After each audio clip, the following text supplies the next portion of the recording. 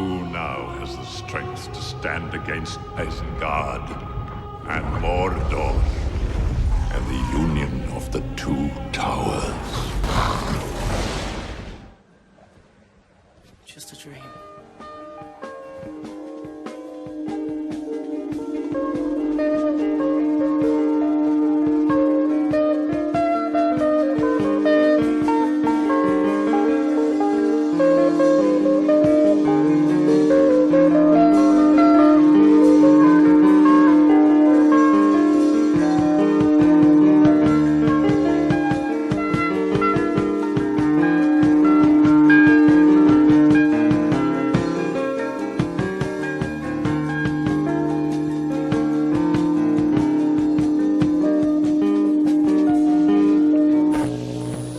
By September 1973, Owsley Bear Stanley had found himself alone among the family he'd helped to create. An electronics wizard, Stanley first began designing sound systems for live music in 1965. He and friend Jerry Garcia shared a belief that the interplay of musicians with the response of a live audience was a quality that could not be captured in the studio. And so Bear began experimenting with live recording as well, connecting reel decks to every PA system he set up. He went on to call these tapes Sonic Journals. I can't forget the day I shot that bad bitch down. Come on, you gotta listen unto me. Lay off that whiskey and let that cocaine be. As the rhythm and blues of Jerry's band, the Warlocks, grew into the psychedelia of the Grateful Dead, Bear's engineering work led to major advances in live sound and recording technology. But perhaps Owsley Stanley's biggest claim to fame from this time was as the so-called king of LSD. Tell us about the stuff, Ray.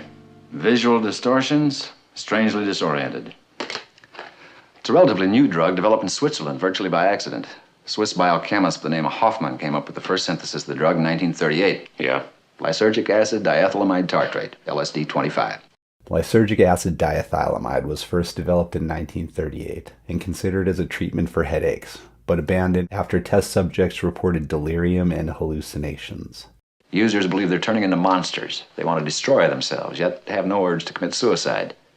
They experience the vilest of garish, frightening hallucinations.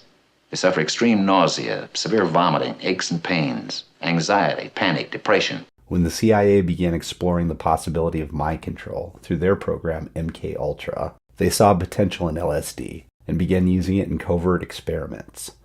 Patients at psychiatric hospitals, prisoners in federal institutions, and even people in the public were given drugs without their awareness or consent and experimented upon.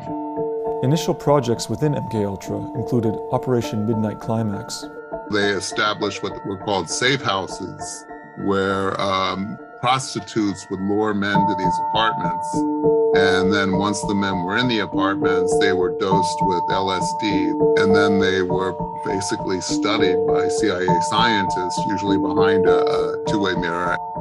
It started to become in vogue around San Francisco in the early 60s, when prominent figures of the Beat movement, like Allen Ginsberg and Ken Kesey, tried it. But until 1965, availability had been scant, and the quality highly dubious. Even though I wasn't skilled in chemistry, it wasn't a subject I had much knowledge in, I knew something about it. I knew how to make rockets out of zinc and sulfur that would go like crazy, and cherry bombs and things. Bear developed his own recipe, which to this day many regard as unsurpassed, and soon began the first large-scale LSD manufacturing operation. Sounds like it's going to be a big problem. If it isn't, it'll do till one comes along. And as of now, there's no law covering the sale and use of LSD. I'd say they better give you people something to work with damn soon.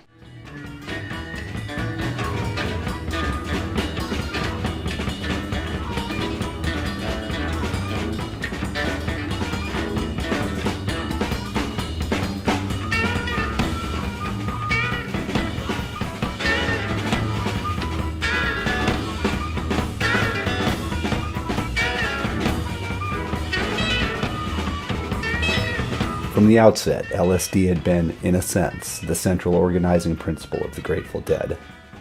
The open-ended jamming that initially distinguished the group was a product of the acid tests of the mid-60s prior to the criminalization of the drug. The band full-throatedly supported Owsley's mission to dose every human being in the world, and his operations became an adjunct of sorts to the Grateful Dead. Owsley in turn saw what they were doing as the future of music, and himself at the helm of the ship. I made the acid for me. I didn't make it for everybody. You can't make just a little bit. That little 15 grams turned into 3,600 doses per gram. What are you going to do with it? Well, it goes bad for you later. I've got to get it away. Or you can sell something to get the money back to buy some more apparatus and stuff. And to put in a little money aside, because you're probably going to get into trouble and you have to pay the lawyers. A powerful new drug capable of producing weird and dangerous hallucinations had found its way onto the streets of the city. It had fallen into the hands of juvenile experimenters. We had to try and stop it. Federal and state, you're in business. In the California book, you'll find it on page 38, Division 10.5, Chapter 1, Section 11901. Lysergic acid diethylamide has now been classified as a dangerous drug. When does the law go into effect? 48 hours. On December 20th, 1967, police seized around 350,000 doses of LSD, along with 1,500 doses of STP, a precursor of sorts to ecstasy, in a raid at Owsley's lab in Orinda. Owsley went back to work for the Grateful Dead after his release from prison in 1969. His graphics work from this time, including the Steal Your Face logo and dancing bears, helped establish iconography as a component of Dead lore. After the band's infamous New Orleans arrest on January 31st, 1970, Owsley's parole was revoked and he was sent back to federal prison for another 2 years. The strength of the ring bearer is failing, and the creature Gollum senses the ring is close. Shit could happen. When they said I just had the wrong lawyers, I might have escaped that too. You know, that happens. Lawyers and doctors, you got to be careful. While Bear was doing time, the youth of America began to move on from peace and love. The cultural relevancy of the hippie movement waned as endless war in Vietnam crawled towards a stalemate and protests began to feel redundant. I think it is generally true, though, that there is tremendous feelings of powerlessness, cynicism, apathy on the part of large numbers of people, and that, but this is true. I mean, this is true throughout the country, and this is one of the things that's being struggled with because the war and the struggle against the war has moved to a new phase. Hamlin's new phase has been going on now for more than 4 years. The latest resurgence began last April 17th. 5 days later, protesters announced their intention to close down the university. So I say, on strike, shut it down.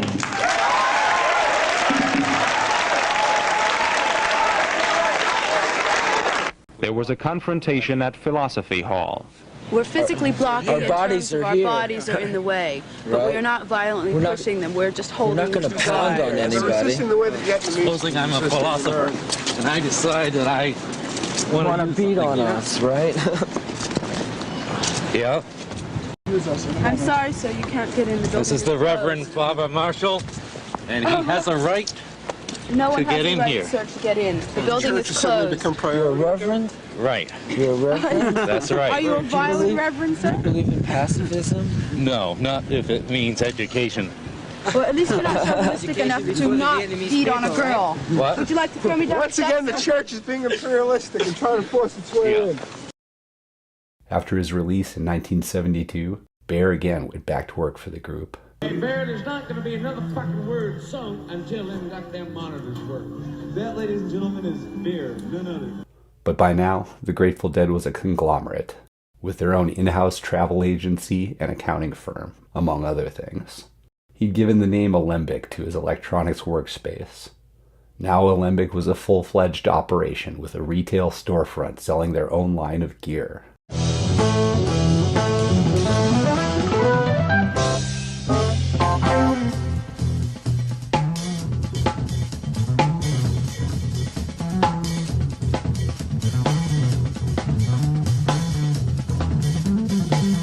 much as the family wanted to maintain their free spirits, the business of doing business necessitated a degree of discipline and organization that Owsley struggled to adapt to.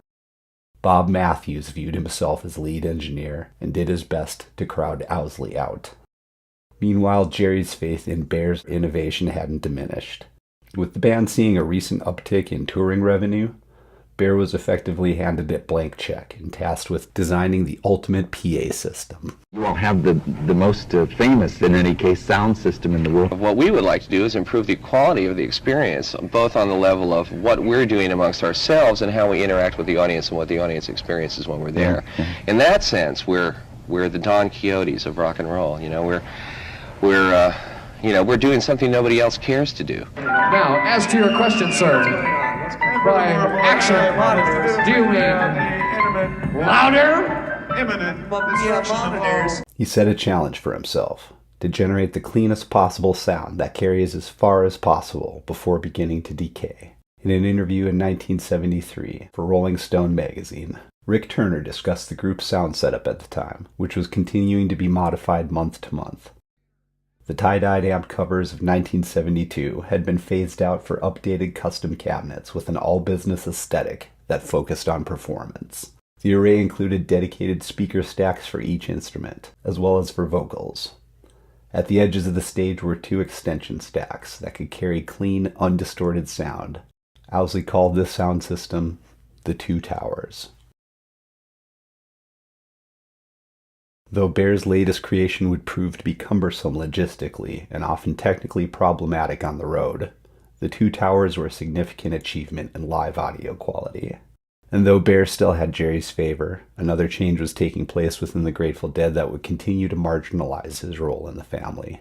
Is the hippie scene changing now? I understand that... yeah, well, we're all big people now. I understand the Haight-Ashbury scene has changed a good deal. Well, the Haight-Ashbury is just a place, you know, it's just a street, and it's not really the thing, it never was the thing that was going on. That was just the thing that got the publicity. Right, that's the thing people could talk about because it's, like, easy to remember, you know. Well, they held, like, what, about a summer ago, they held a funeral for hippiedom. Right, and that was like, that was all of us saying, we're not going to tell anybody anymore what we're doing. Start enjoying it again, huh? Right. While the Dead was said to be leaderless, from the beginning, Jerry had been without a doubt the driving force of the band, musically and chemically.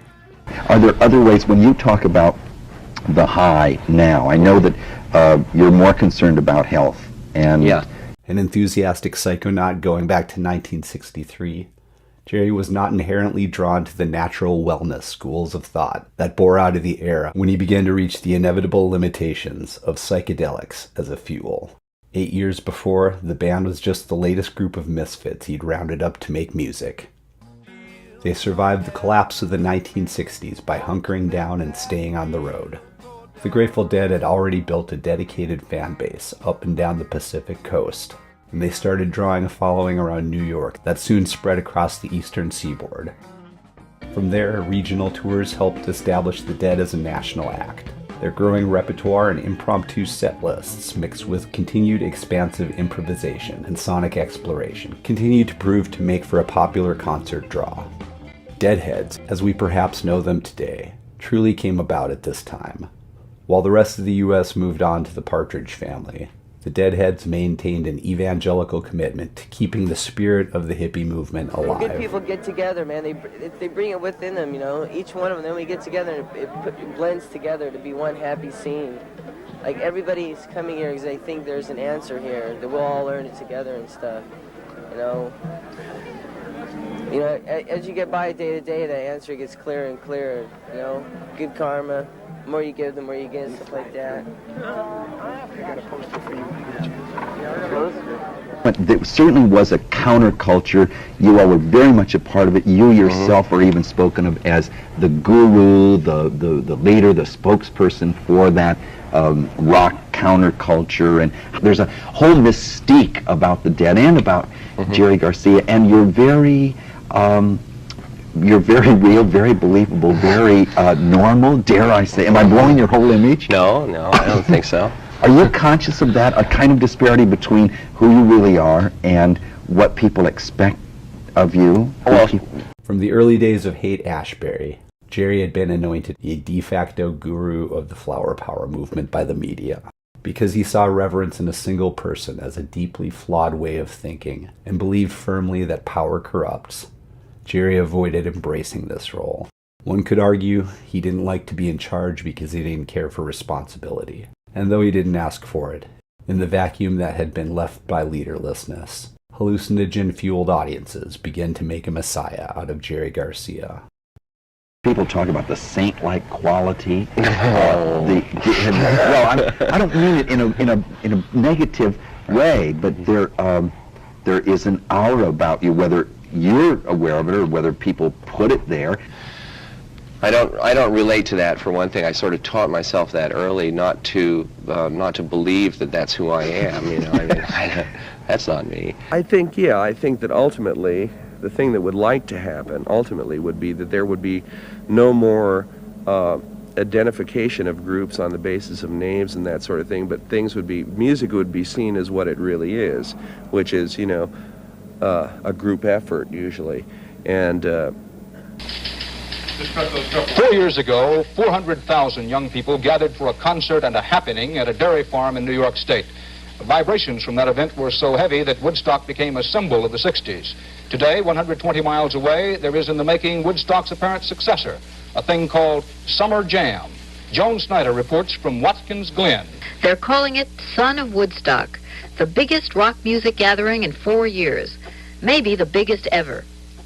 Estimates of the crowd now crammed together at Watkins Glen, New York, range from 300,000 to 500,000 people.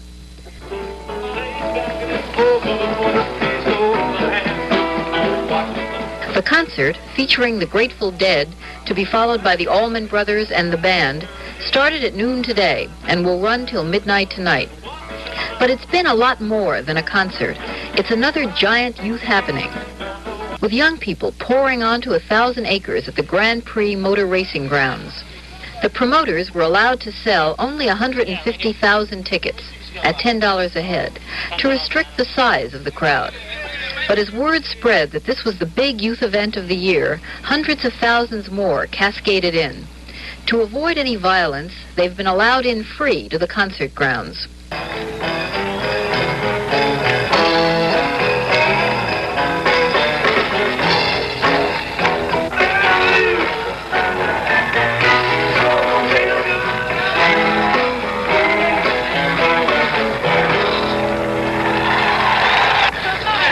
And that's like, I think it would be groovy if it went to that place rather than the star system and all the rest of that show business stuff. You know, it's really unnecessary. Garcia finds the group's near-worshipping camp followers, the Dead Hands, and Cosmic Mystique equally baffling. There isn't a Grateful Dead in our world. It's simply, how are we going to learn to sing and play better? What else can we be committed to? The fanaticism seems a bit disproportionate, especially on the East Coast. We're damn good musicians, but not worth that. Sometimes we wonder if the Dead's the good guys or the bad guys. Our trip is basically stoned, but we don't consciously play the way they want to hear, or what they need, just what we can remember. Actually, some people are coming to our shows on drugs we couldn't endorse. The Quaalude Boogie set, that's a different generation from ours. The country isn't free anymore. The age of love and flowers is over. The main problem, especially in the East, comes in relating to audiences who have come to see Jerry Garcia of the Dead, who shout out songs we have no intention of playing. We've got to get over that hump. Jonathan Tarkiff, Philadelphia Daily News. Jerry began seeking refuge along with spiritual nourishment for his music through his side work with friend and bass player John Kahn. Jerry, John, and Merle Saunders began playing together with various drummers, along with guest singers and horn players. They played small to mid-sized venues around the Bay Area. By '73, Jerry had also renewed his interest in bluegrass. It may have been something coming full circle, or perhaps a desire to return to a simpler time. His newest side project, Old and In the Way, was stylistically true to the bluegrass of Bill Monroe, with all acoustic instruments and no percussion. On banjo, Jerry stayed largely in the back, as the dueling leads of Vassar Clement's fiddle and Dave Grisman's mandolin took the forefront. Still, Jerry's lifelong commitment to an alternative lifestyle had begun to morph into something beginning to resemble a real job. The realization that he was hemmed into the expectations of being Jerry Garcia became harder to reconcile with his free spirit. After cocaine helped him and writing partner Robert Hunter produce a new batch of material at the beginning of the year, Jerry believed he had found the key to keep pushing forward. I got the grandest headache medicine in the world. Yes, Jane. Headache medicine. The cocaine is mixed with something like mannitol, and then the cut is placed on a mirror, chopped up with a razor blade, laid out in a line like so. The line is then snorted through the nose with maybe a rolled up note or the inside of a baro tube. Why, that's marvelous. I feel better already. Out of the group, drummer Bill Kreutzmann was probably the most devoted and reverent of Jerry, and he was quick to follow. In his 2015 autobiography, Bill discusses his approach to drumming after Mickey Hart left the band in 1971 due to escalating heroin use. To fill the void of a second percussionist, Bill set out to play as if he had 8 appendages.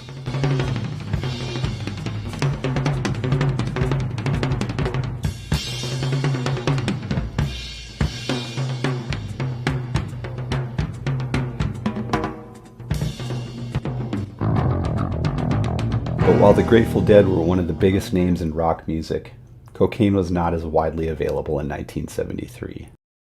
The Roughnecks and the Road Crew favored stimulants in part out of necessity, but the drug had not seen much of any broad popularity in the U.S. since the passing of the 1918 Harrison Narcotics Act that made it illegal. By the end of the year, the Dead would secure a steady connection, and they quickly found out that an unlimited supply of cocaine would change everything. Sucked into the white powder whirlpool. You mean I've been taking dope? Yeah, dope. Cocaine. If I still did that, I wouldn't be getting to talk to you guys. So that's how that's I know. It's funny. I can't picture that, Bill. You know, like since I've met you, you've always been the most easygoing. Like I just think of you as like a super grateful person. Well, you put the right chemicals in, you put the right stuff in a person, and they can be different people. Particularly cocaine, it's not a good drug whatsoever, and it's definitely bad for music. And so what did it do? I wrote that in the book. I mean, I know you did. So what did if I had anything to do over, it'd be never to have seen that in my life would be great. Really? Yeah, sure. What did it do to the band? It made us all individuals. It made us real self-centered. It made us not listen to music when we were all playing together. It's just really bad for music. You can't play music and get rich. And I mean, even the cats that get $100,000 a gig, you know, they don't get fucking rich. It goes everywhere. Because musicians essentially aren't in a position where money is what's happening with them. Music is what's happening, and the money goes places. Every musician that gets a lot of bread, man, spends it on their culture, man, on their scene, man. They spend it on dope. They spend it, you know, if they lay it out, man, to other people just like them, man, and it stays in the fucking community, and it moves around real fast. And the reason there are so many heads who are able to live on the street is because there's a fucking lot of musicians make a lot of bread and spend it. You don't see rich musicians wearing Brooks Brothers suits. You know, that's all I can say, man, is we ain't from here. Robin Williams had the best line. He said, "Cocaine is God's way of telling you have too much money." The Grateful Dead spent August 1973 preparing to embark into uncharted waters. They had left Warner Brother Records to start their own independent record label. Their first album on Grateful Dead Records was also their first studio album in 3 years. Europe 72 had been released the previous November. The triple live album showcased their evolving concert experience and grew their reach as a live act. The last time they'd been in the studio in 1970, they'd managed to produce the back-to-back masterpieces Working Man's Dead and American Beauty under a heavy cloud of label pressure, time constraints, and internal tension. It's uncertain to what extent Wake of the Flood was inspired by their newfound liberation or out of necessity to generate product for their new corporate venture. Yeah, we just like that, you know. You know what I mean? Can you dig it? See, sort of.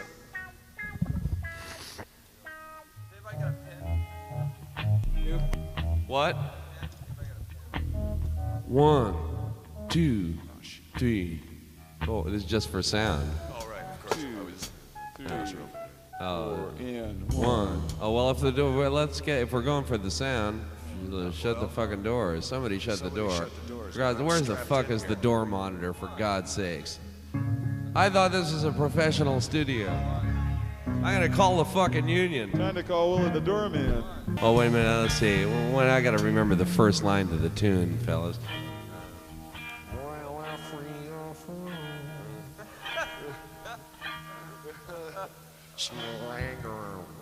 Dog shit on my feet. No, that's not it. Let me see. It's How about the piss gets in my eyes? No. Okay, I got it. 4. Oh, you guys are there. I'm talking about in there. Is it? No, nobody home. Oh, nobody home here but us musicians. How about a little bass in the headphones or a better mix or something? Is there any? Is acoustic piano mic? Better mix, man. I can't hear my guitar. Yeah, really. I can't hear it. Exact shit. While Jerry had accumulated a healthy crop of fresh tracks to work with, Bob Weir hadn't written much since his solo debut, Ace, the previous year. To compensate, he set out to put together an extended piece for the record. Bobby came into the studio with one section he'd partially completed from lyrics by his writing partner John Perry Barlow, Let It Grow, which he fleshed out with a prelude he'd been playing around with since the beginning of the year, and a middle section which was completed with lyric contributions from folk singer and friend of the band Eric Anderson. In addition to making his studio debut with the group, pianist Keith Godchow sings lead vocals on his original, Let Me Sing Your Blues Away. Let me sing your blues.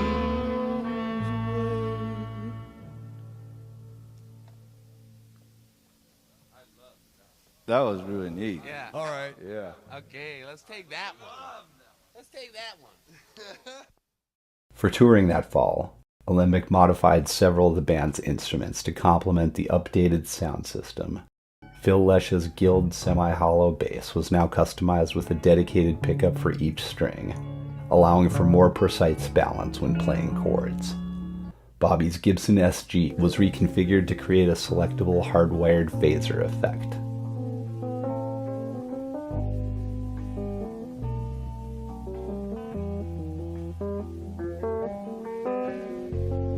And Jerry got to roll out his new toy, a custom piece from luthier Doug Irwin that had been in the making for over a year, that would come to be named Wolf.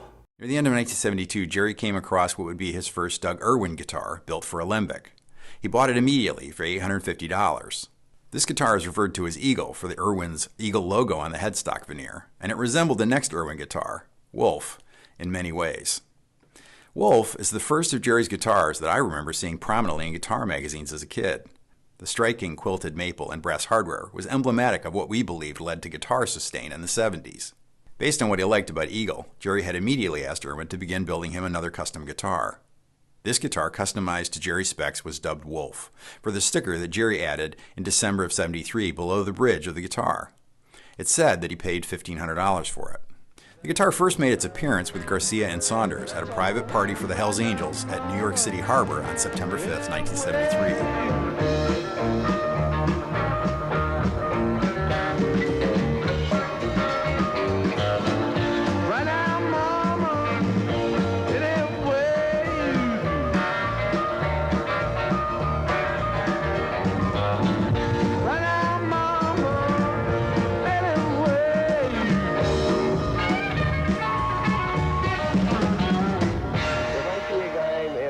That weighs 400 pounds and he's got on leather, you know, and big sharp metal things, man, and swastikas and all that stuff. I know for sure that I don't want to fuck with that guy, man.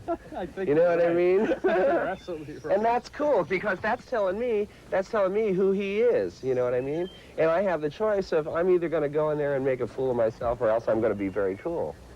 And if that's what's happening, I'll be cool, you know. But is that out front or what, you know? Are you afraid of them ever? Sure. Sure. Why? Because they're scary, man. You know, they're all big, you know, and strong and good in all the violent spaces.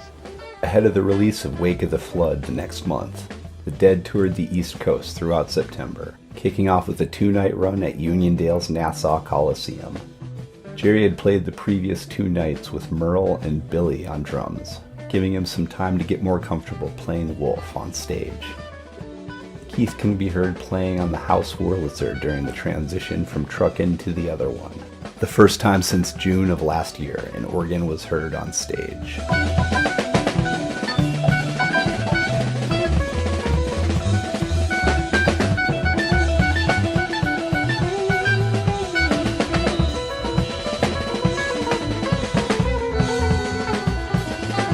Founding member Pigpen McKernan had been sidelined from performing since their 1972 European tour until his passing in March. For the remainder of their East Coast jaunt, the Dead tried something else new. Doug Sahm was the opening act, and 2 of his band members, saxophonist Martin Fierro and trumpet player Joe Ellis, had played on Wake of the Flood. The band had decided to have the horn players sit in with the Dead as well, and the second set for these dates was structured to accommodate this.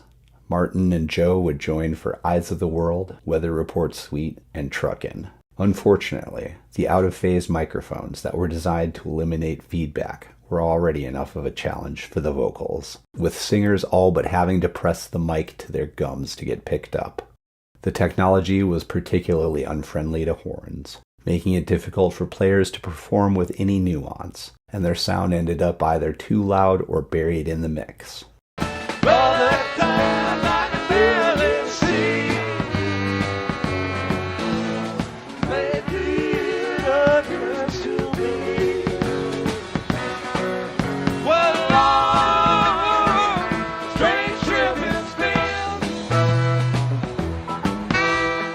The lights went out, the national anthem played, and we knew the start of the concert was imminent. With the Onondaga County War Memorial packed to capacity, the Doug Sahm's band appeared on stage, only an hour late. The group just didn't make it. They used the Dead sound system, and their music just didn't mix with such a big system. Bad notes prevailed. They played for 45 minutes with a very patient Grateful Dead audience. All told, the Doug Sahm's band was a very inappropriate warm-up group. The second set was good, but there were 2 unlikable elements in it. The sax and trumpet players from Doug Sahm's. The brass was totally unnecessary and did nothing but harm the Dead sound and appearance. Donald Davis, Syracuse Press, September 21st, 1973. With only a half house in attendance, unlike last night's sellout, the group slacked off with a 50% show, lasting 2 hours instead of their usual 4. Not helping much in the inspiration department, the band's huge sound system malfunctioned all night, burying Bill Kreutzmann's drums and the new group additions on trumpet and sax.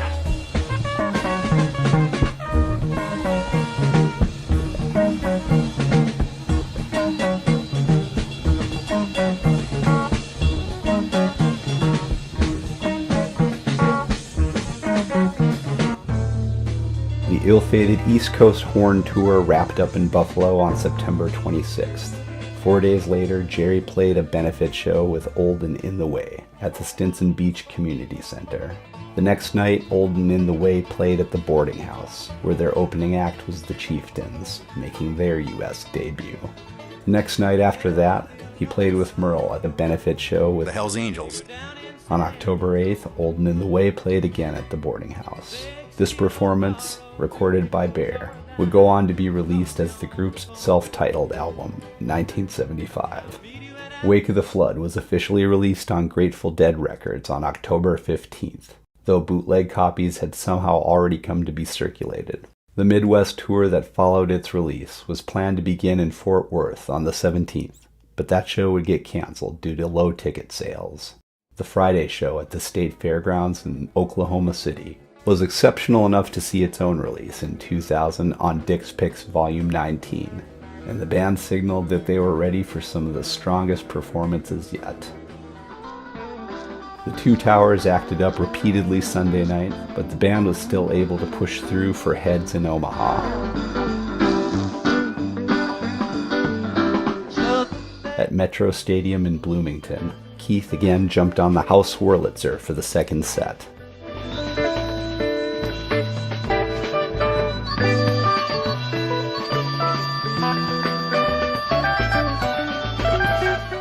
smooth flow of the band working as a unit pushed the energy level in the room to a peak.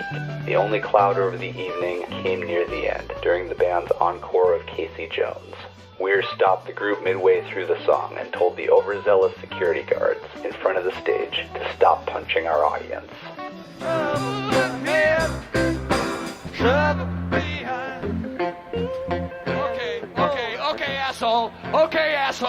Okay, asshole.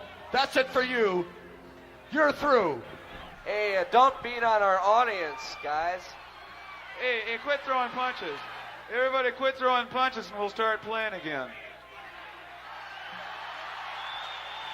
Hey, we can't play anymore, you guys. I don't know what to tell you, because these few guys up here in front make it so bad when you have to look out there to see all these people. Right? Right on. That's bad scene. You're right. Listen, would you rather hear music or would you rather get punched? It's real simple then. Don't cross the barrier and you won't get punched. For a 2-night run at the Kiel Auditorium in St. Louis, the Alembic crew was able to adjust to the notoriously difficult acoustics of the venue to generate a uniquely optimal sound.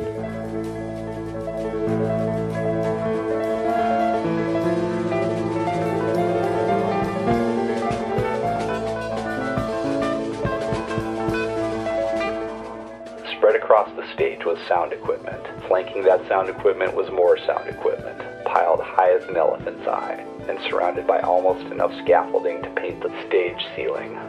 The Grateful Dead has a lot invested in light and sound, but the group does not depend on gimmicks or ear-splitting volume in its music. The quality is there. However, for a band that has been together as long as this one, it has not developed much in the way of showmanship. The members got up and played, often with long pauses between numbers, and that was it. Yet most of the time, they seem to communicate with their audience, probably in the same way they do in their albums. Dick Richmond, St. Louis Post-Dispatch, October 30th, 1973. The last stop on their Midwest tour was Northwestern University's homecoming concert the day after Halloween. The variation on the Two Towers from McGaw Hall would turn out to be the first iteration of what would come to be known as the Wall of Sound.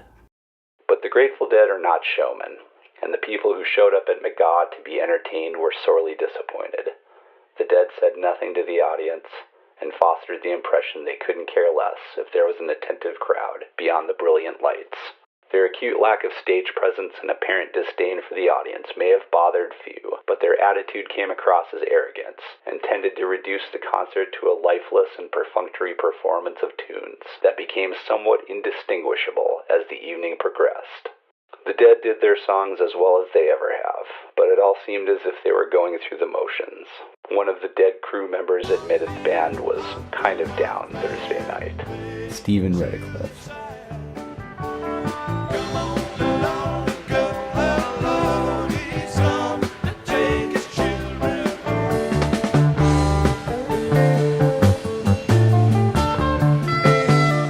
Shortly after this show, Jerry Garcia did the unthinkable and shaved his beard.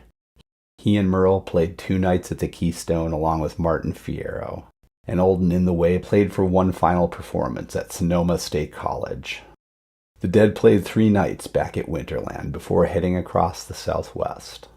In San Diego on November 14th, several members were arrested after Bobby tried to break up an altercation with some of the road crew. And their collective improvisation was at a peak at this time, including the 2 marathon performances in Denver, long stretches of exploratory jamming with their minds completely merged. As Phil Lesh said in his autobiography, their goal was to play as one unit, like the fingers on a hand. On November 23rd, while playing in El Paso, the Grateful Dead got to perform Bobby's signature cover of Marty Robbins' El Paso.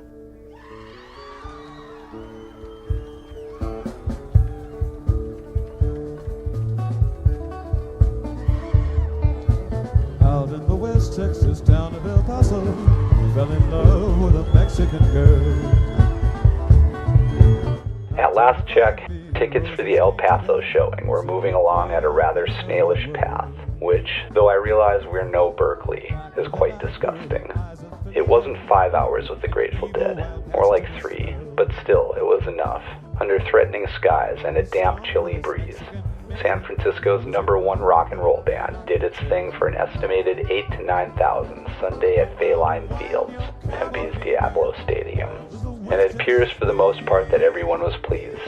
It also looks strange to watch Garcia working without his beard for the first time in a long, long time. Hardy Price, November 27th, 1973. 3 days later, Jerry reunited with Mickey Hart, along with Phil and Ned Lagan, for a benefit concert for a local ashram at the Palace of the Arts. Billed as an experiment in quadraphonic sound, the avant-garde performance would become a fixture between sets at Grateful Dead shows the following year, and would soon come to be dubbed Sea Stones. Jerry also considered this to be the inspiration for the space portion of the later ubiquitous second set drum space sequence.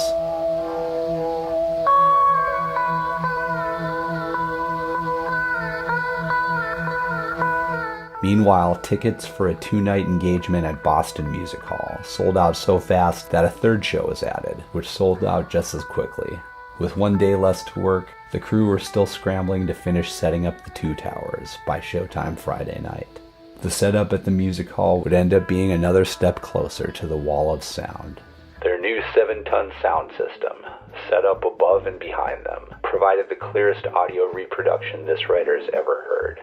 William Howard, Boston Globe, December 3rd, 1973.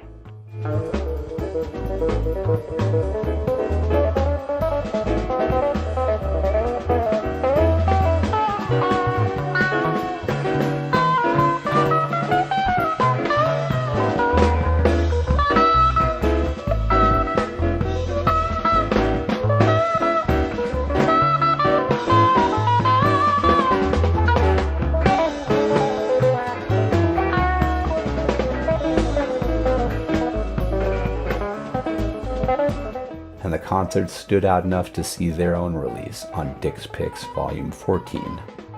From Boston, they headed to Ohio to round out the year with a tour of the Southeast. Their first stop was Cincinnati. So many were excited for so little. To begin with, the Dead hit the stage 2.5 hours late. The reason given for the delay was the sound system, a bank of speakers 32 feet high, angled and tilted in just the right ways to provide the best sound, all held in place with aircraft cables, custom suited to the acoustic situation at the Gardens. In all fairness, it was the best sound system I've ever heard at the Gardens. Loud, clear, with the echo almost completely eliminated. Pity all the good equipment was of so little use. But the fans didn't mind a bit.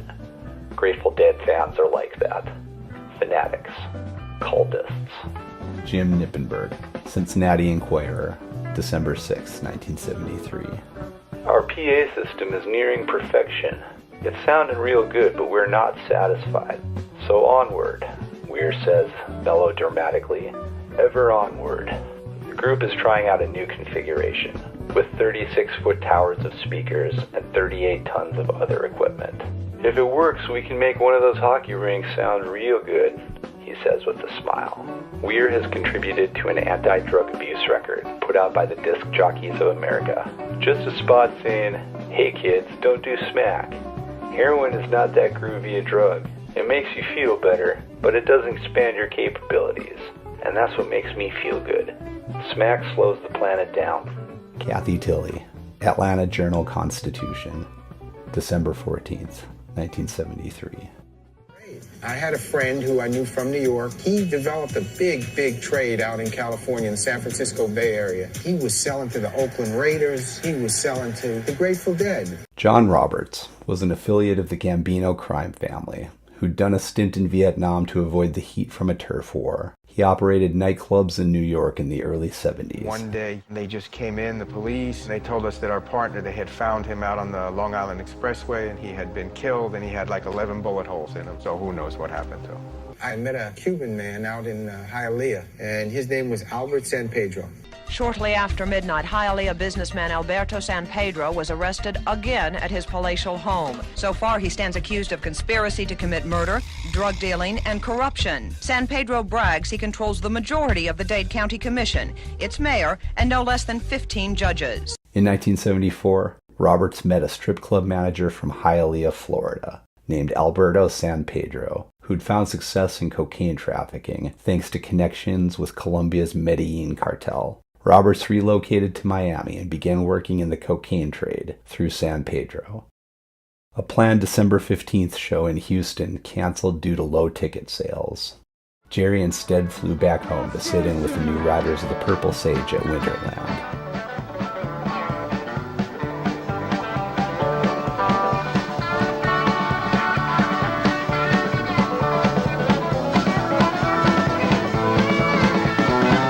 Ultimately, with nearly a week to kill in Florida ahead of their final two-night run in Tampa, the band connected with Alberto San Pedro. Overnight, they found themselves with near limitless access to uncut cocaine. The effects would be immediate. The sound crew had the auditorium checked 3 weeks ago for acoustic properties. The advance men decided they would bring a 40-foot semi-trailer with 15 tons of equipment on it. Their 5-hour show was never draggy and often brilliant. Few bands can sustain throughout such a long set. But these players, all old men by rock and roll standards, not only kept it up, but persisted in driving themselves to new levels of intensity. Bob Ross, St. Petersburg Times, December 19th, 1973. What did it do to the band? It made us all individuals. It made us real self-centered. Though Jerry and Billy would end up sitting in with the Allman Brothers at the Cow Palace. There'd be no New Year's Eve show for the first time, aside from 1967, since 1966.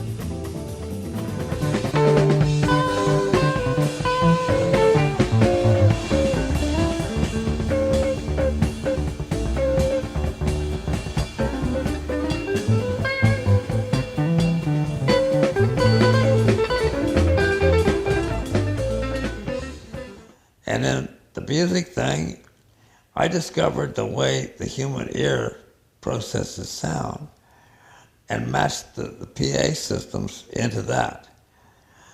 And what nobody else seems to be interested in. But and since I can't train anybody in it, when I'm gone, it's gone. Thanks for watching.